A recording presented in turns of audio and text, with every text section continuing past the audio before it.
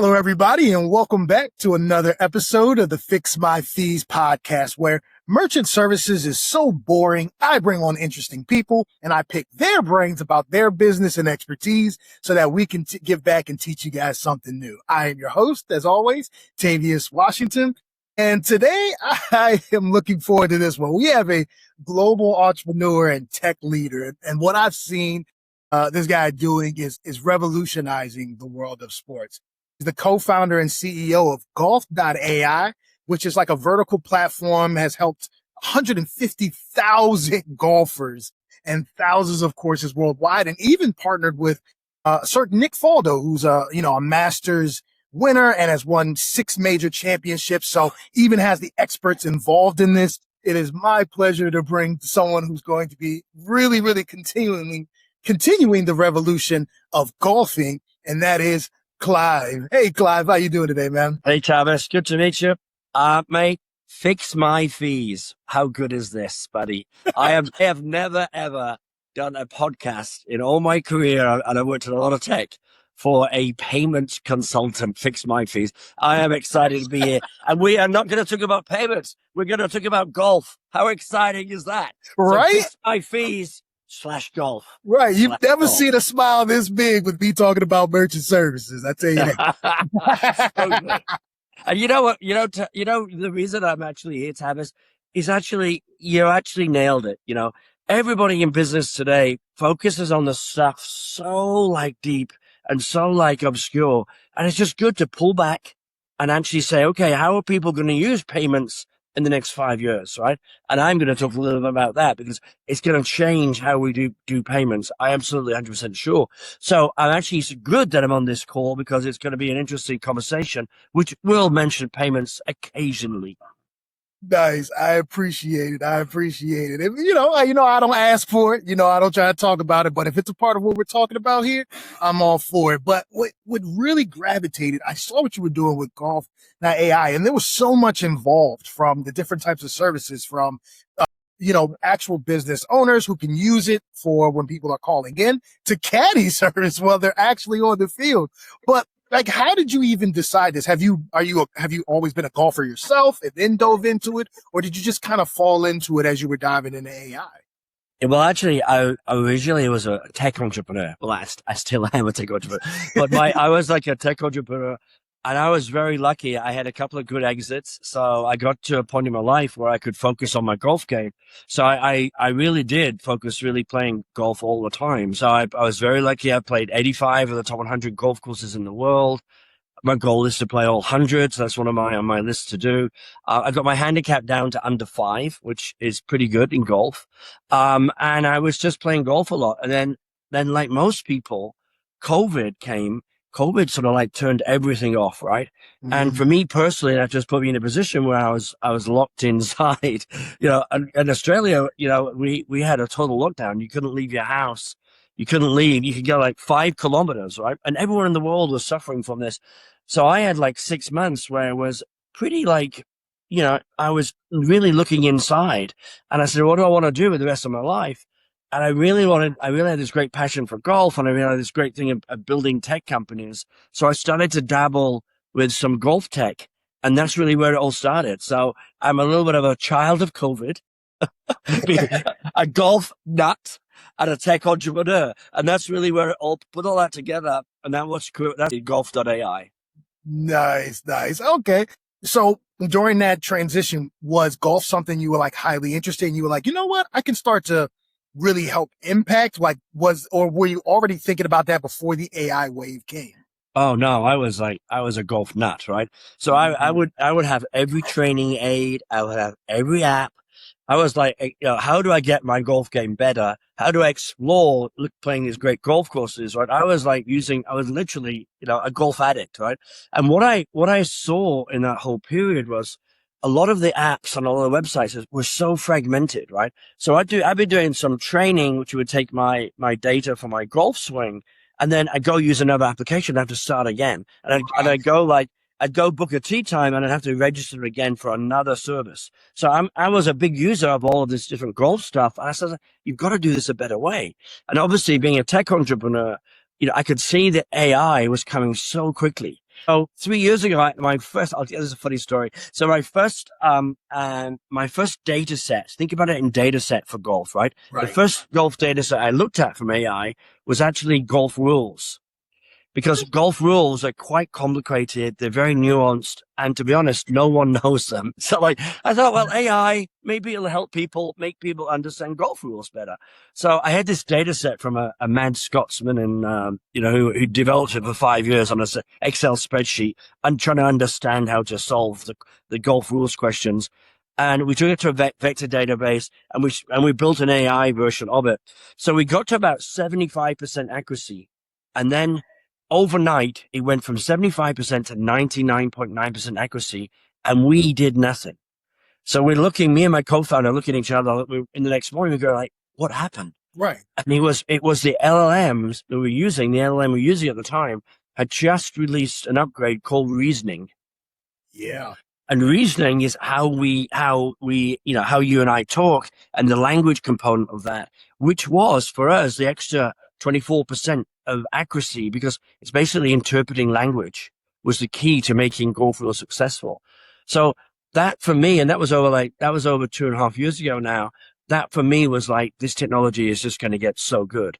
So the idea that you can say something to an AI, it'll understand that with full reasoning, and then be able to take off actions behind it to do, different software applications. That's where it came from. So the next day I went out and I spent $250,000 and I bought a domain name called golf.ai.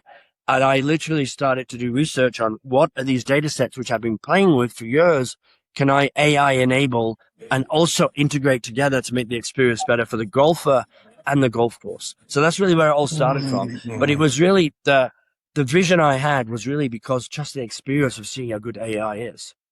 Nice. So when you started to dive in, was it first for the individual or was it for the business that you started with? No, it was absolutely think where I came from as a golfer, right? So I'm a golfer. So it was all about trying to help golfers, right? So our first iteration and we launched an app like just over a year ago, was all about trying to help the golfer.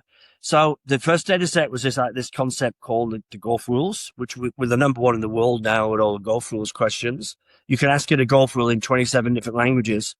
I want to reach out to your audience, which is predominantly American. Is that right? Yes.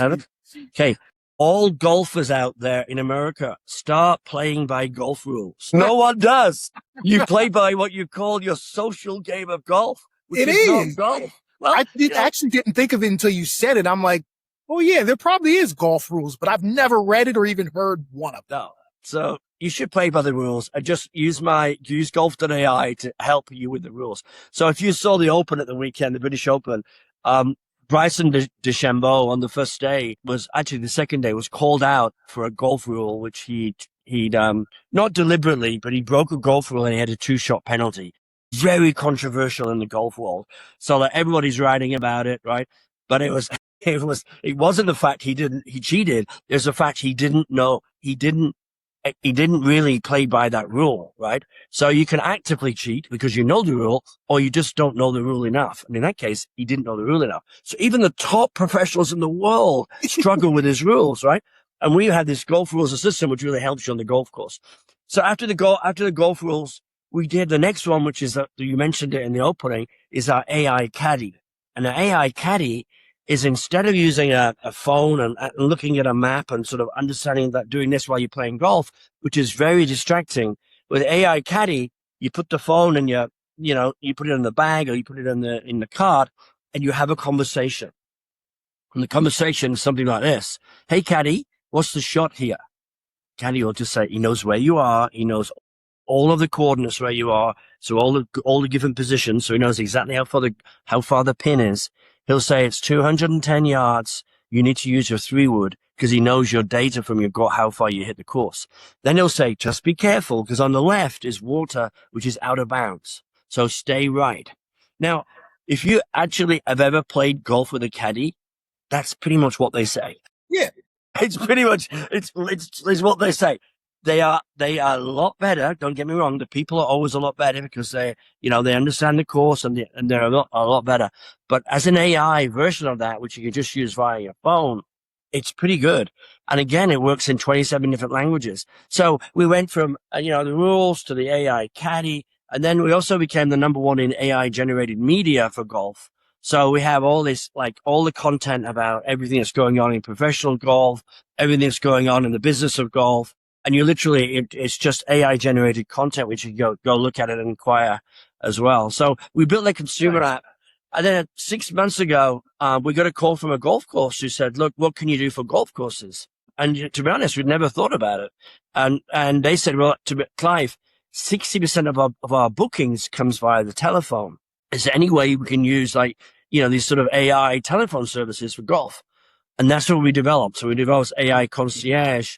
And I'm going to demo that a little bit later for you. But the AI concierge is this very simple concept where the golf course diverts its phone to an AI number we give them, which has all of their data set and literally answers every single question about the golf course, the rules, and also does the bookings for them as well, including, my friend, payments. Well, there's always a reason for this, for everything, right? So if you think about it, right, how have payments been done today? How are people doing payments today? They're using apps, they're using websites, they're using, what do you call it, touch and pay. That's me. Point of sale stuff, right? Right, but let's talk about how payments are going to be in the future, right? You're going to call your pro shop. This is the golf analogy, right? You're going to call your pro shop, and the pro shop says, I'll reserve the tee time for you, but you need to pay for that, right? And then you say, okay, well, what do I do then? So what we do is it's a telephone call, which then sends you a text message to your payment provider's payment page. Okay. So AI opens up a new little digital channel for payments, right?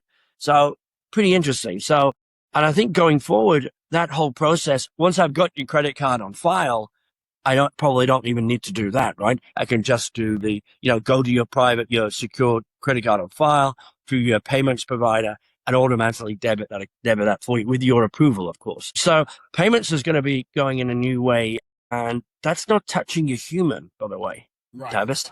There's no human authorization outside of the golfer. There's no human, the rest of it is software, right? Right. So payments are getting incredibly more sophisticated and intelligent with AI as being the interface into the payments layer.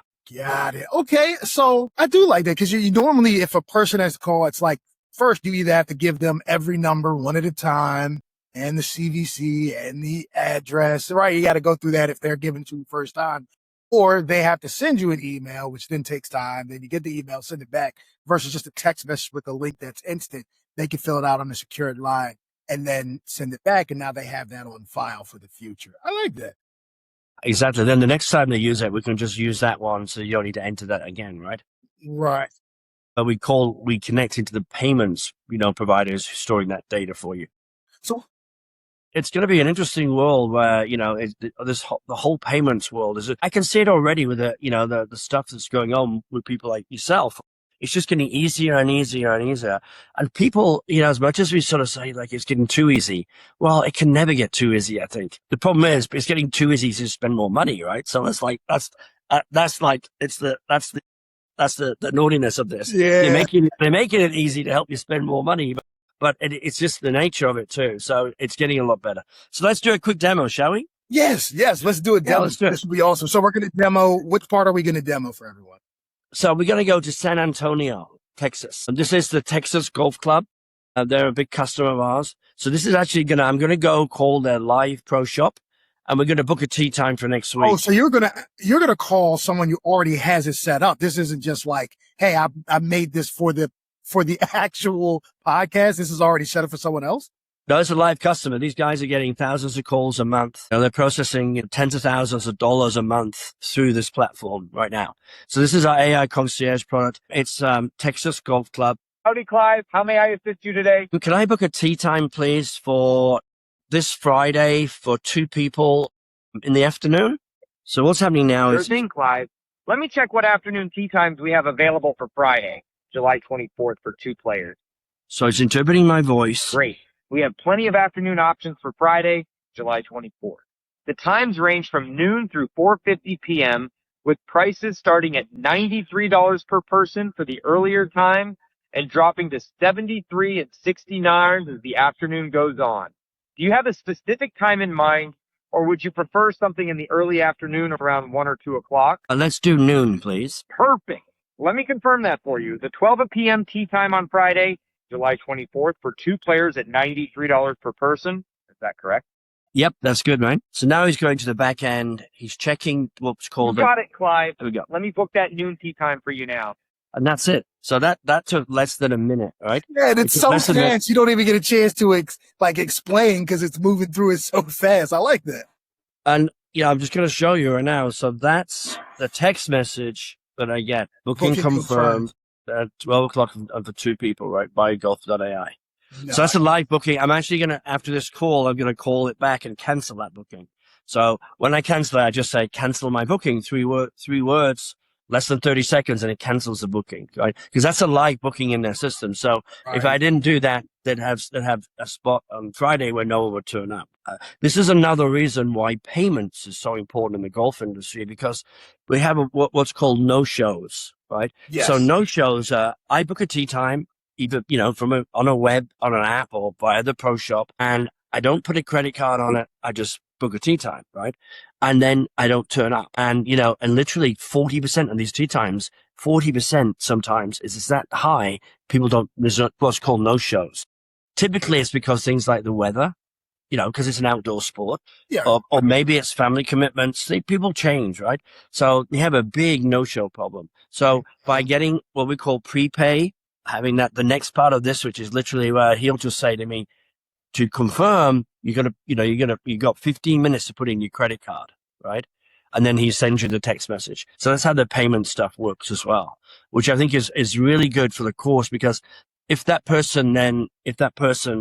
cancellation policies, right? So if the person cancels within 24 hours of the tee time, they probably lose 100% of that booking, because the golf course loses 100% of the revenue behind it too. So yeah, it's a nice cycle. So that's the AI concierge. That's what we're working with hundreds of golf courses around the world to implement that. They're piloting it right now. We have some pretty large ones who are using it. Typically the price for a golf course varies from $99 to $1,000 a month. It's unlimited based on the number of calls that they take. So you can have unlimited pricing, or it's a tiered pricing based on the number of calls. So it's all what we call using outcome pricing. So every call adds value if we take that away from the golf course and we can answer it for them. And that's how we get paid, as an outcome-based business model. Right. And you said this is working 24/7. So even when people aren't there, they can still book time. So you're not missing out on people who have to go, hey, I'll call tomorrow during their business hours to book. Exactly. Yeah. So the moment when you call the pro shop, or, at nighttime, it just puts it onto a voicemail, or it'll say, go to our website to make a booking. Right. So what we do is we have that service 24/7. So you can call that pro shop, and he knows your name, he knows all your details, and literally he'll just say, I want to book next Tuesday, 2 o'clock, 2 people. And away he goes and does it for you. So yeah, it's an interesting service. Typically, I actually think this will replace websites and apps, because it's so much easier. Now, golf as a demographic is a fairly old demographic. It's over 50s. I think the average age is about 56. So they actually really like to do this. They like to call, right? And they're not, even though they've been trained to use apps and websites, they still prefer to call. So in the golf industry, 60% of all bookings are still via the telephone to the pro shop. So that 60% is what we're serving. But what we actually think is, it's actually people, when they start to use the service, will go, it's so easy. So it's like easier than me to use a website or an app, and it knows my data, and it's just seamless for me, right? And then I just talked about bookings, right? But you can ask it anything about golf. So you can ask these golf rules questions. You can ask it, what time is the restaurant open? If there any, I can talk about the events that the club's holding. Do you have EV charging ports, right? Can I charge my Tesla when I'm on the golf course, right? Whatever the questions are, and it'll answer them as well. So the data is live data, better data than talking to anyone in the pro shop, because it's like we have all the database for all their questions. So when they're calling in, even if they were calling in for just the booking, they could go ahead and still ask you more questions, or it's separate that they would ask? No. You just keep going. So I hang up then because I don't have the speed of this, the podcast, but you can ask it anything. So, that voice was a Texan voice. I think you picked it up. He's actually that's the voice of the general manager of that golf course. So he wanted to have, because he's in Texas, he wanted to have a Texan voice, So he got to Texas, but the majority of our golf courses use a voice, and you said it before, our ambassador's Sir Nick Faldo. And Sir Nick Faldo, is not only was a major champion, he was a commentator on CBS for 20 years for golf. So a lot of the golfers actually really trust his voice. So we use his voice as the AI because they're actually speaking to Sir Nick Faldo. They go like, wow, I recognize that voice. I don't know who it is, but he's like, yeah, but they've listened to that person for 20 years. So they resonate with his voice. So it just gives another element of trust to the whole service element. I like that. And we do have a lot of golfers, because there are a lot of business owners who need to relax, and they always, a lot of them relax with the golf swinging at, cages, or even just going to the golf courses. And we were talking about the Caddy before. When they're talking to it, do they talk directly into the phone, or can they use like a headset and then talk to it with like iPhones? How would they be able to talk to it while they're setting up? Yeah, so you just use the phone.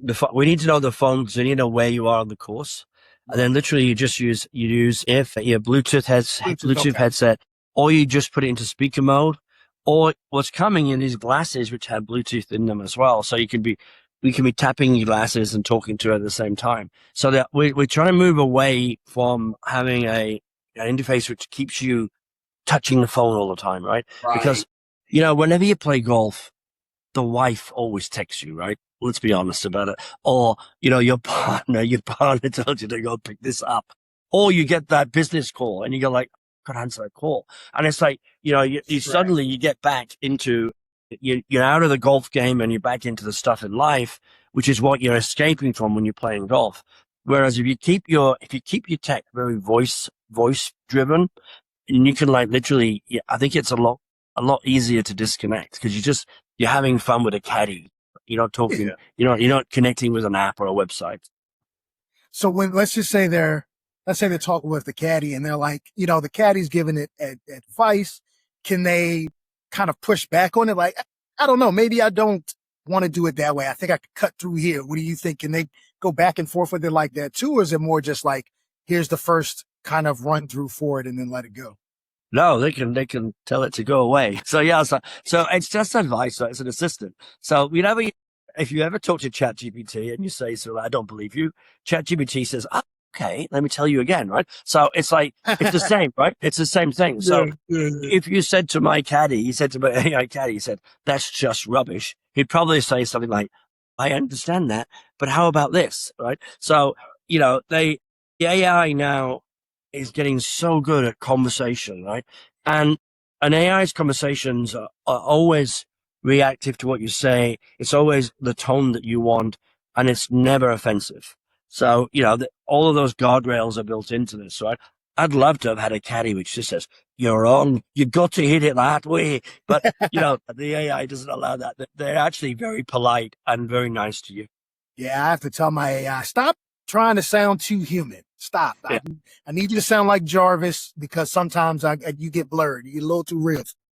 So we do have you can actually ask it, you can play in what's called aggressive mode, which makes he'll tell you to go for pins rather than play so there is a different mode you can go into to be more aggressive from a scoring perspective. Right. But what typically comes with that is the consequences that most golfers are not good enough to play those shots. So he'll be, if you're a low handicapper, go to aggressive mode. It's like, like the Tesla has when it has full sports mode. Yeah. You can do that. But if you're like an average golfer, just play the middle of the green stuff, which is what it defaults to. So, yeah.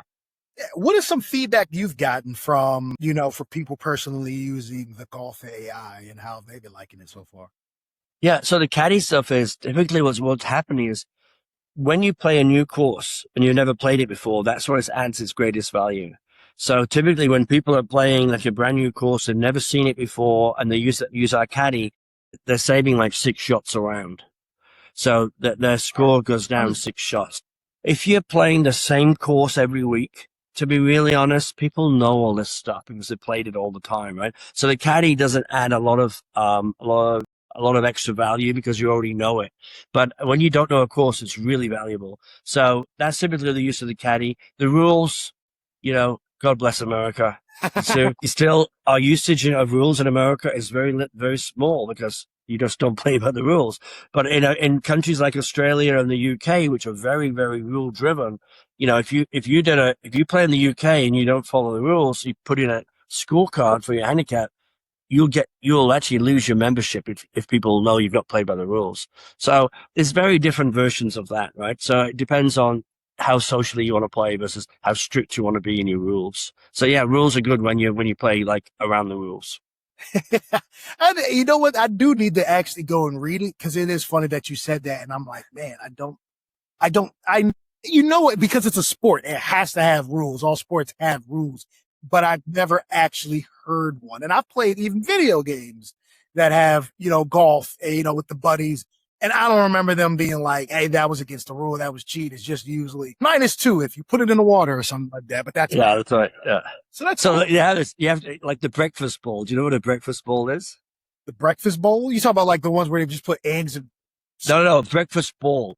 So when you're on the first tee in golf and you put what's called a breakfast bowl, right?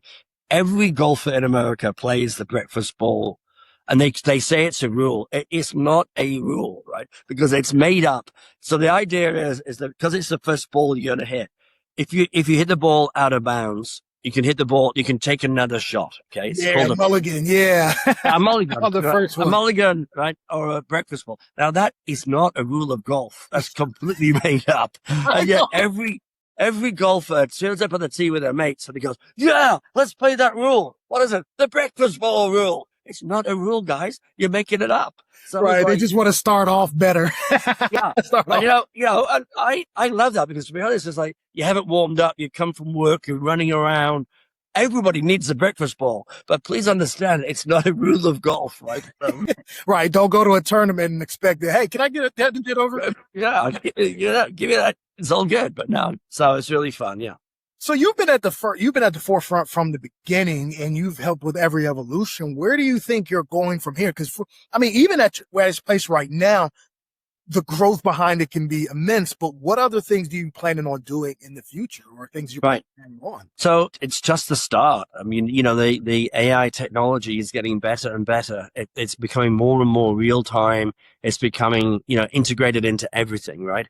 So what we see happening is in golf, AI will become everything, right? So at this point in time, you still have the apps and the websites doing siloed analysis of your golf swings, right? Yep. We think all of that will open up and you'll be able to have an AI conversation across multiple apps, multiple websites, and you'll be able to use that same data. So literally you can have a conversation about your golf game for everything. And really that's what we're building as a platform. So we built it initially with the golfer AI Caddy and the golf rules. So now when you turn up to a golf course where the golf course is on our AI concierge service, you talk to the caddy, you talk to the golf rules assistant, but you also talk to the golf course. Right. So anything that a golf course is, any of their services you can ask about while you're playing golf. So for example, you can ask, okay, what time's the restaurant open till? Can I book a table? Do I need to book a table? Can I get a discount for dinner tonight? Is there anything in the pro shop I can buy? Can you give me any discounts for the pro shop? So suddenly you're starting to come around with the drinks. Yeah. Yeah, on the 8th hole. That's exactly one of the applications. On the 8th hole, the caddy will say to you, would you like a drink? And you go, I'd love a drink. So then they'll send the card across to you that, right? So we're connecting we're connecting the different AI services so that the golfer has one experience across all of the data sets. I think that's cool, especially. Do you think it's going to develop to where it starts to understand more of your tendencies? Like if let's say I'm traveling around, but I have a hard time with things that swing to the right. Or maybe I'm always hitting into the sandbox, right? And they're like, hey, watch this out because you have a tendency to go into that. Do you think it'll start to learn tendencies and what you do?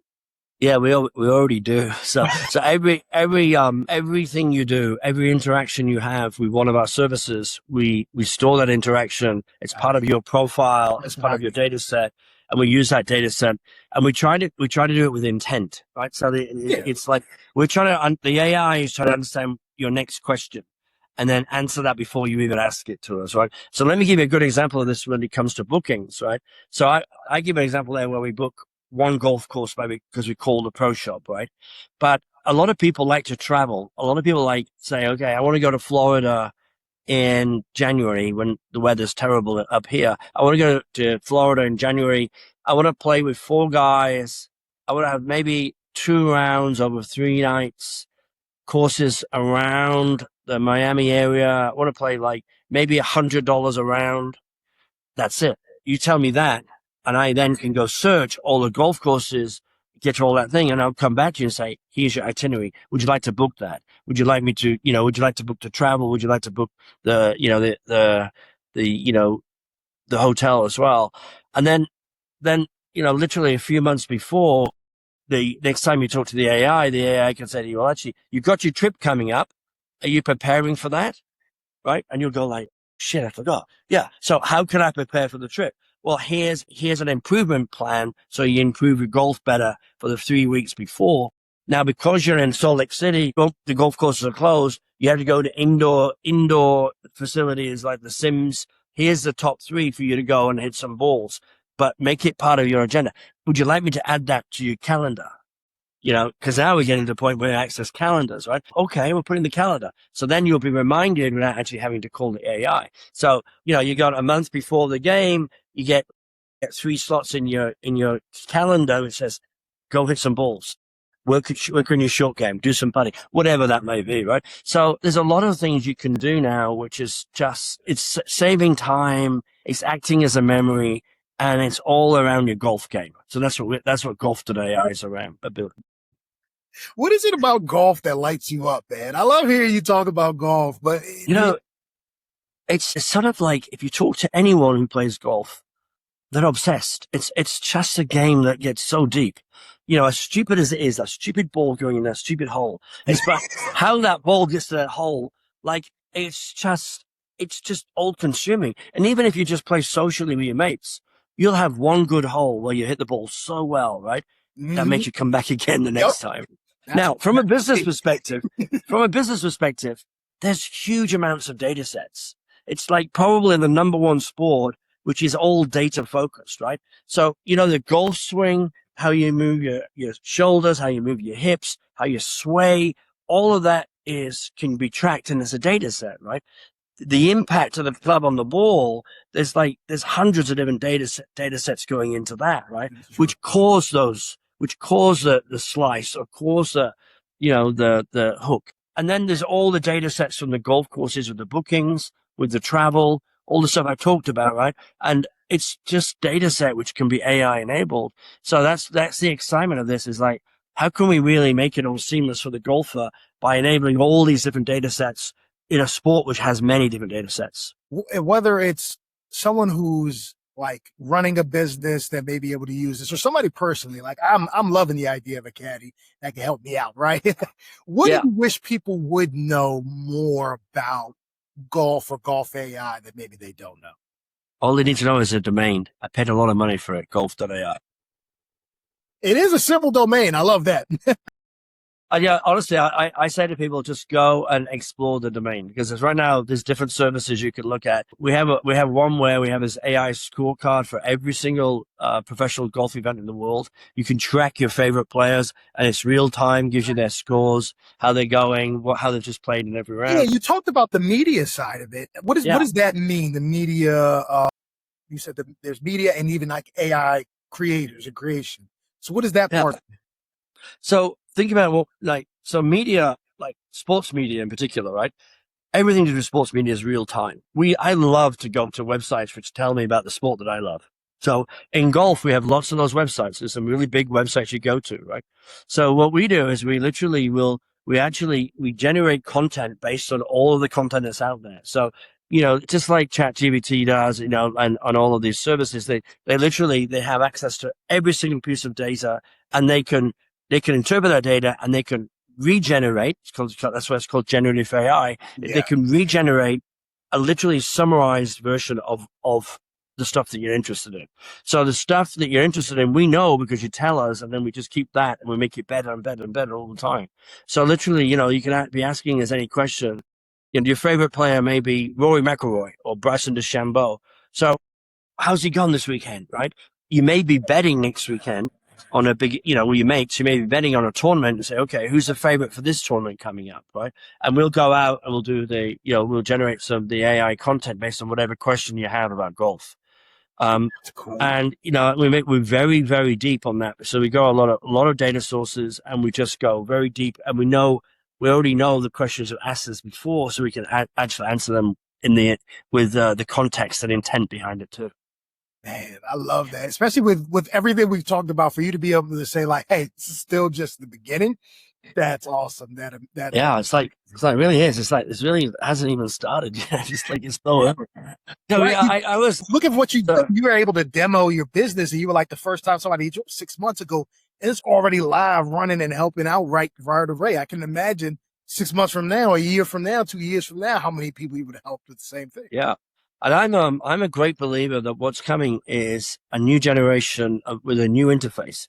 So people don't really think about that. I just demoed voice. Okay. So I demoed a voice call, right? Using a phone. Right. What's going to happen in the next two to 3 years is we're going to start using these things around your neck, right? They're calling them like AI pendants, and that's a voice interface and a camera. But it's no longer like a phone interface. So OpenAI has been developing them. Google's developing them. Apple is probably developing them.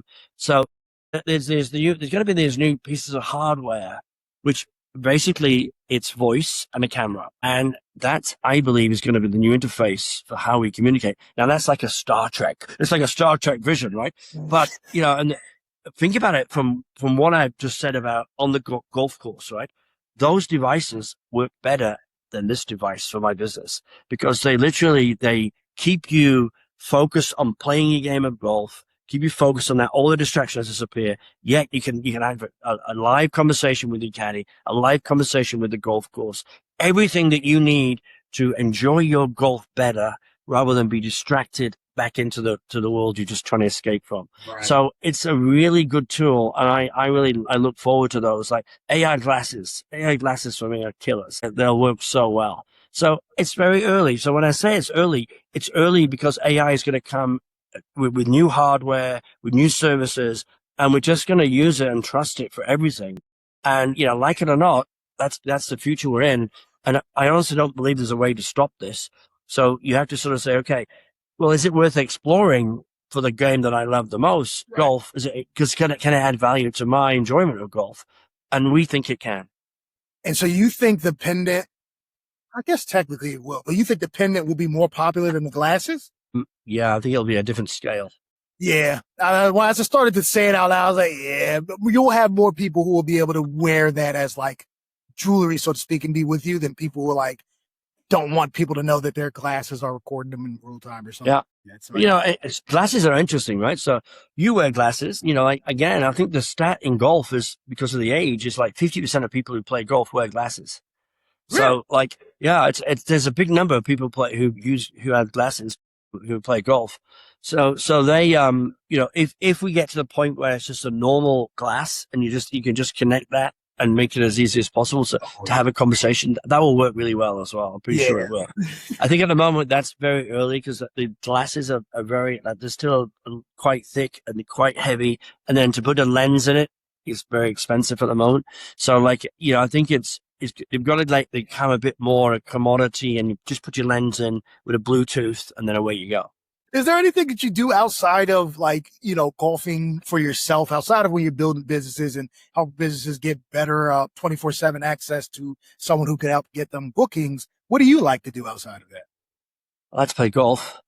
No, I do. But, it's interesting. The more you focus on building a business, the less time you have to do what you really want to do.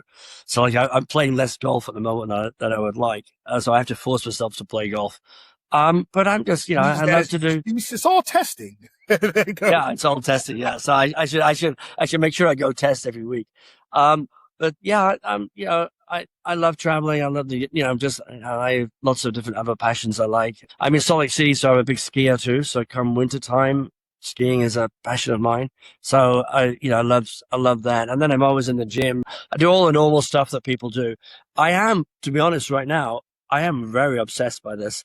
But it's like, I'll talk now to your founders, right? So founders who are building businesses, it's really hard to get balance in life. And even now, I'm in golf building a fantastic, like, what do you call it, like a fun vertical, but it's still hard to have balance because you're so driven by trying to make it successful. I am sometimes challenged by that. I have to sort of stop myself and say, come on, Clive, why are you doing this? Because it's like, you got to find the balance.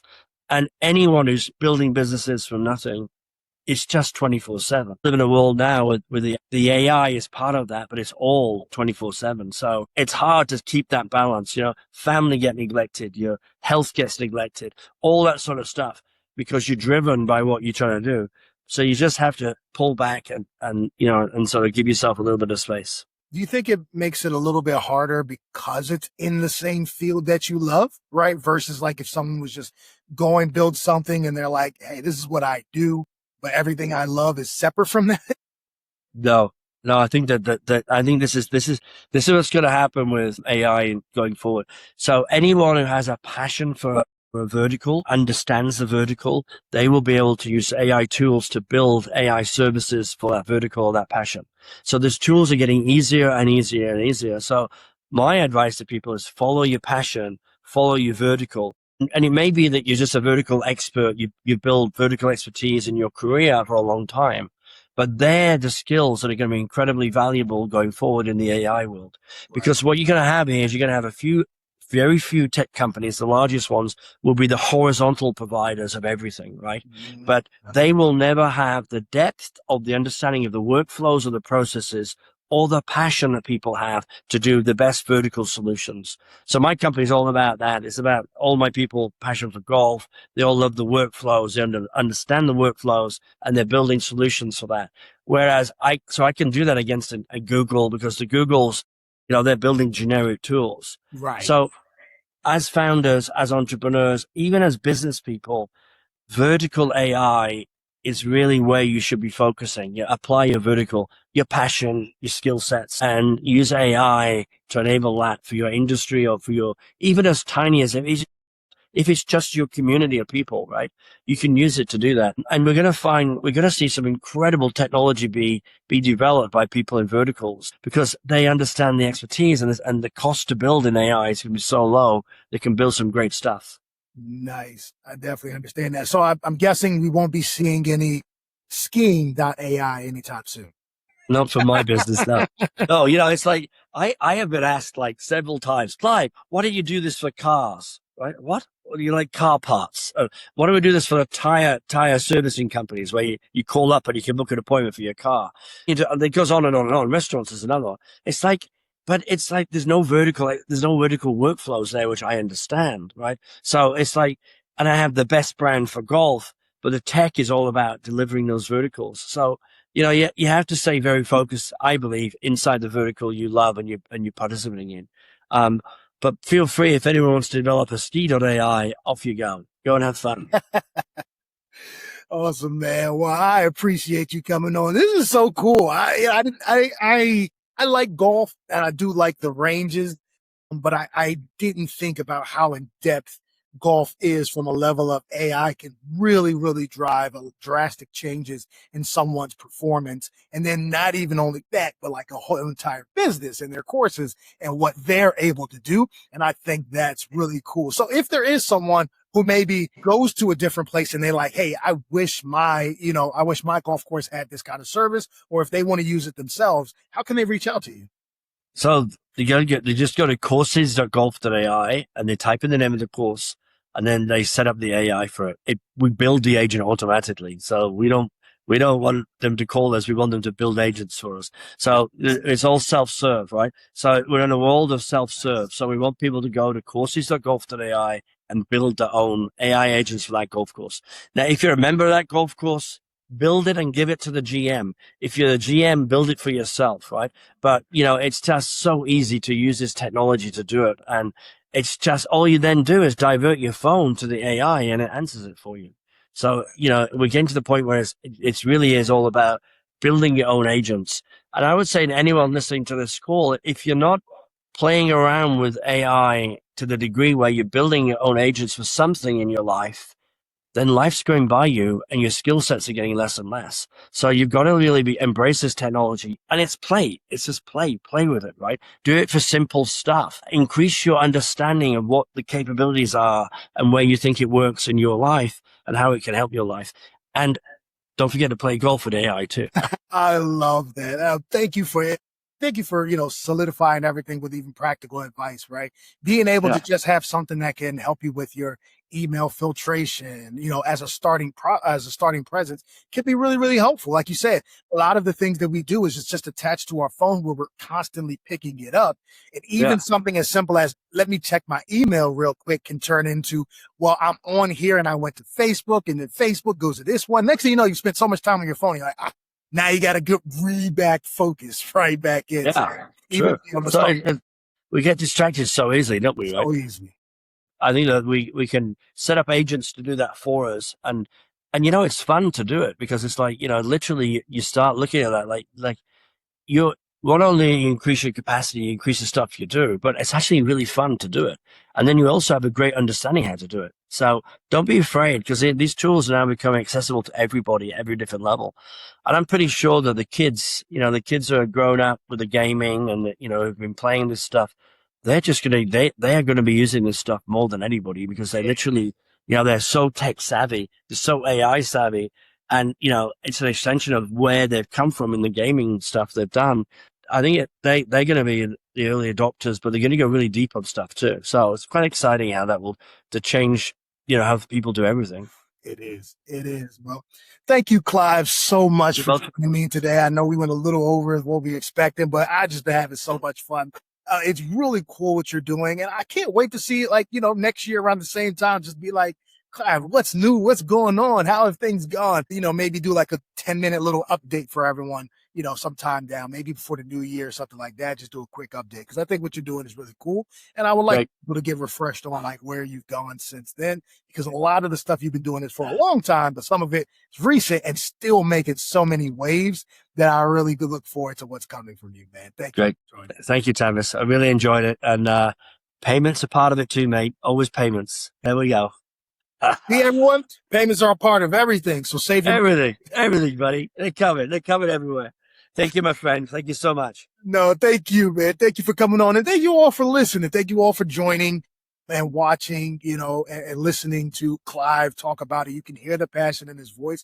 I think it's really, really cool what he's doing. And when you do have someone who's obsessed with their product and really going at it, that's when remarkable things get done and strides will be made. So it'd be cool to see back and be like, hey, what kind of roadblocks have you run into? Because that's what happens with innovation and how you've overcome them. I think it would be really fun. So everyone, thank you for watching. Thank Clive again.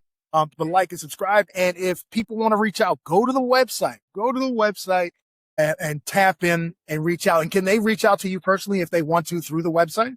Sure. It's just Clive at golf.ai. I'm pretty big on LinkedIn, so Clive Mayhew on LinkedIn. Yeah, I'd welcome that. And please just go and play and use the tools. We'd love your feedback. Awesome. Cool. And provide that feedback. Let them know. And let them know what features. As you see, he's in it. He's doing it. If there's any features, send a message. You'll never know what's going to happen in the next 6 months, in a year when it comes to features.